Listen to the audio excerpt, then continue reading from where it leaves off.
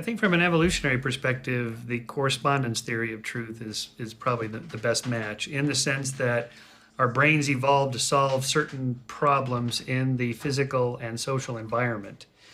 And it's modular, so it has lots of different neural networks doing different things to try to solve different problems. Sometimes they come into conflict, so that's why we sometimes are hypocritical and so on. But in terms of just pure survival, the closer you are to matching reality, corresponding to reality, then the more likely you are to survive. So you're a hominid on the plains of Africa 3.5 million years ago and you hear a rustle in the grass. Is it a dangerous predator or is it just the wind?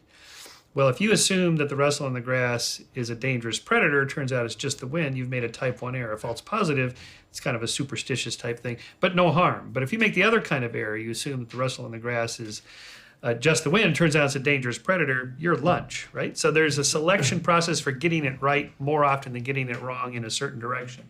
So I think our brains actually are fairly good at getting it right most of the time, but not always. But that's as good as it gets until science. Without science, some kind of systematic, reliable method, we're going to make a lot of mistakes. Are there areas of truth that can be discerned independent of the scientific method?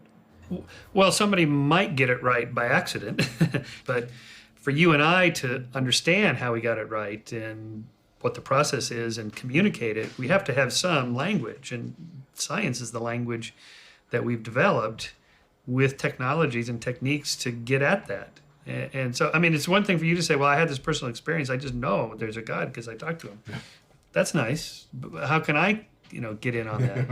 We have to have some way of communicating, and science is a consistent language. Is then truth totally scientifically based? Well, I would prefer, I don't like the word truth.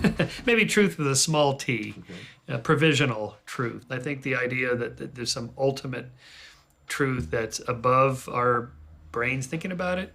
I'm a very pragmatic philosopher of science in that sense. Truth is what we end up finding some evidence for and talking about, and stuff that doesn't generate anything, well, it's not of interest.